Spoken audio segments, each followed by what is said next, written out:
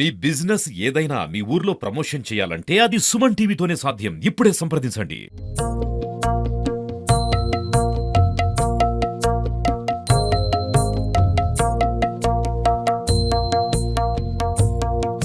Welcome to Suman TV. ప్రస్తుతం ఏదైతే ఈ రోజు సరస్వతి దేవి పుట్టినరోజు సందర్భంగా వసంత పంచమి రోజు ఈ వసంత పంచమి రోజు ఈ గోదావరి స్నానాలకు దూర ప్రాంతాల నుంచి భక్తులు భారీగా తరలి వచ్చారు. ఇక్కడ స్నానాలు ఆచరించి అమ్మవారి దర్శనానికి వెళ్తారు. అదే మరి ఎవరైతే వాళ్ళ చిన్న పిల్లలు ఉన్నారో వాళ్ళకు కూడా అక్కడ అక్షరాభ్యాసాన్ని చేయిస్తారు. ప్రత్యేకంగా ఈ రోజు దేశ నలుమూలల నుంచి కూడా భారీగా తరలి రావడం అనేది జరుగుతుంది. ఇక్కడ ప్రత్యేకంగా గోదావరికి పూజలు నిర్వహించి గోదావరి స్నానాలని భక్తులు వచ్చిన వాళ్ళందరూ కూడా ఆచరిస్తారు. ఏదేమైనప్పటికీ వాసర గోదావరి భక్తులతో కిటకిటలాడుతుంది. మరిన్ని వివరాలు మనం భక్తుల ద్వారా అడిగి తెలుసుకునే ప్రయత్నం చేద్దాం.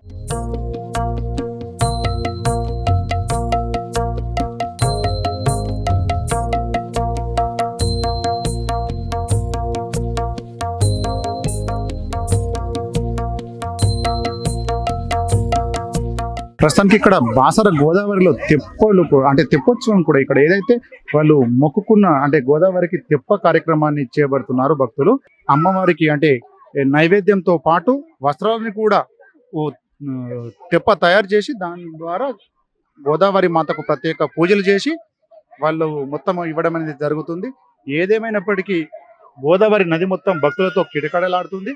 కేవలం ఇక్కడ వచ్చినటువంటి వాళ్ళందరూ కూడా భక్తులందరూ కూడా ఇక్కడ పుణ్యస్నానాలు గోదావరిలో ఆచరించి ఇక్కడ తెప్ప కార్యక్రమాలు కానివ్వండి, అదే మాదిరిగా గోదావరికి ప్రత్యేక పూజలు, ప్రత్యేక ఆరతిని కూడా అదే మాదిరిగా దీపాన్ని కూడా అంటే గోదావరికి సమర్పించడం జరుగుతుంది.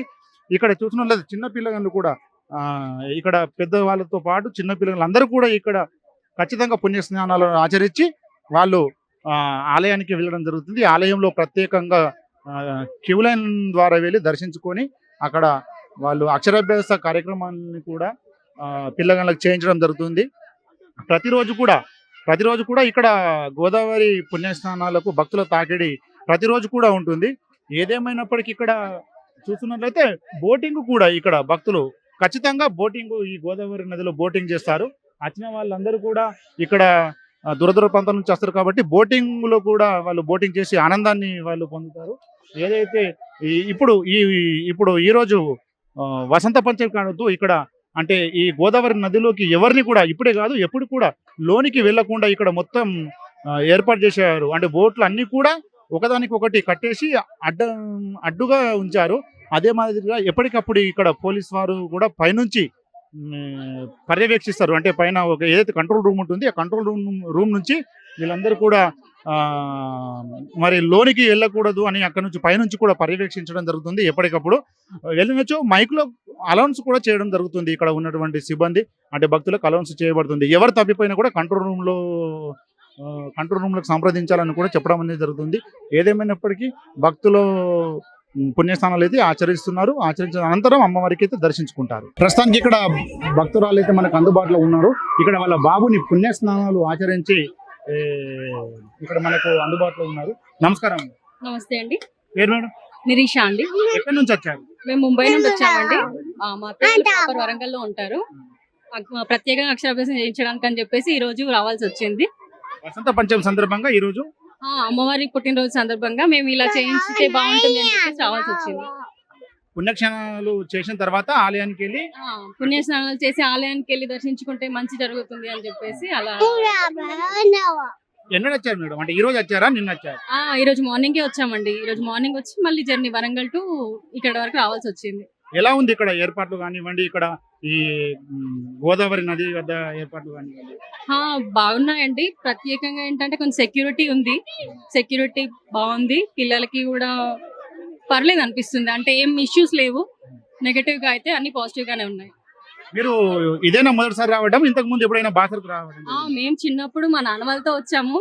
ప్రత్యేకంగా మా బాబు కోసం అక్షరాభ్యాసం కోసం రావాల్సి వచ్చింది. ఇప్పుడు గతంలో మీ ఫ్యామిలీ అంటే మీ కుటుంబ సభ్యులు ఎవరైనా ఇక్కడ అక్షరాభ్యాసాలు చేశారా? మేము చిన్నప్పుడు మా అక్కయ్య, నేను, మా తమ్ముడు వాళ్ళు చేయించుకున్నాం. ఇప్పుడు బాబుకి. ఎందరు వచ్చారు మీ కుటుంబ సభ్యులు? మా అత్తయ్య, మామయ్య, మా ఆయన, మరిది గారు, కో సిస్టర్, మేము అందరం వచ్చాం పిల్లలతో కలిసి.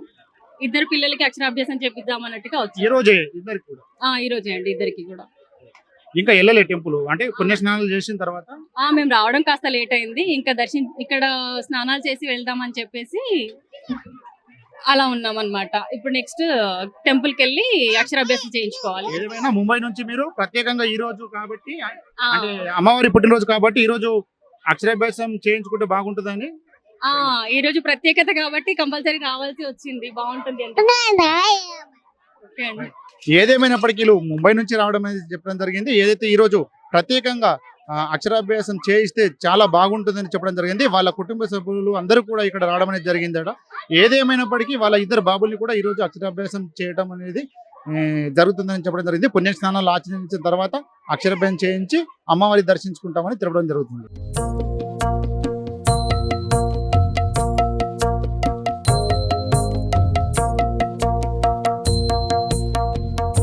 చూస్తున్నట్లయితే చిన్న పిల్లగాళ్ళకు కూడా తీసుకొని రావడం జరిగింది. మరి వేకుమజాము నుంచి అందరూ కూడా ఇక్కడ భక్తులు వాళ్ళ పిల్లలను తీసుకొని రావడం జరిగింది. క్యూ లైన్ లో కూడా వాళ్ళు ఉదయం నుంచి ఇక్కడ ప్రత్యేకంగా అక్షరాభ్యాసం 1000 రూపాయల అక్షరాభ్యాసంలో వీళ్ళందరూ కూడా ఉండడం జరిగింది.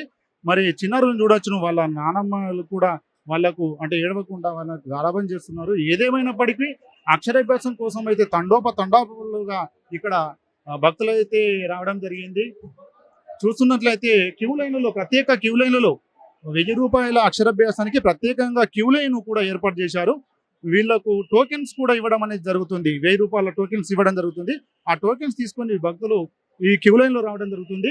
మరి ఎక్కువ రద్దీ అంటే అక్షరాభ్యాసం ఏదైతే ఉందో ఆ ప్రాంగణంలో ఎక్కువ రద్దీ కాకుండా కూడా సరైన అంటే ఎందరికి వదలాలనో వాళ్ళందరినీ కూడా ఒకేసారి గుంపులు కాకుండా కొంత మంది భక్తులకైతే వదలడం అనేది జరుగుతుంది.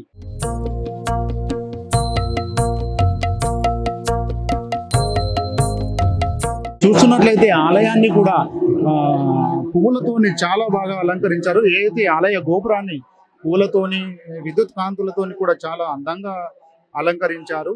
మరి ఏదేమైనప్పటికీ సంవత్సరానికి ఒక్కసారి రావడంతో ఇక్కడ భక్తులు ఈ వసంత పంచమి రోజున భారీగా తరలి వస్తారు భక్తులు. ఇప్పుడు వీళ్ళందరూ కూడా అక్షరాభ్యాసం చేయించుకొని ఇక్కడ దర్శించుకొని వెళ్తున్న వారు వీళ్ళందరూ కూడా ఏదైతే అమ్మవారిని ప్రత్యేకంగా దర్శించుకొని వీళ్ళు వాళ్ళ పిల్ల పాపలతో ఇక్కడ రావడం అనేది జరుగుతుంది. చూడొచ్చును.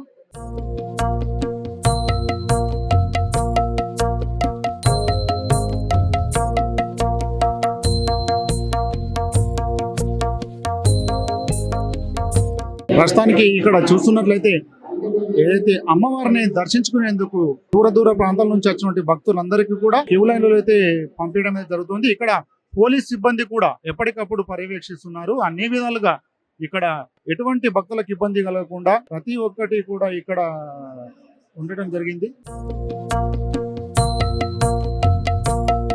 ఈ చదువుల తల్లి సరస్వతి దేవిని దర్శించుకునేందుకు దేశ నలుమూల నుంచి కాకుండా విదేశాల నుంచి కూడా భక్తులు ఇక్కడ రావడం అనేది జరుగుతుంది.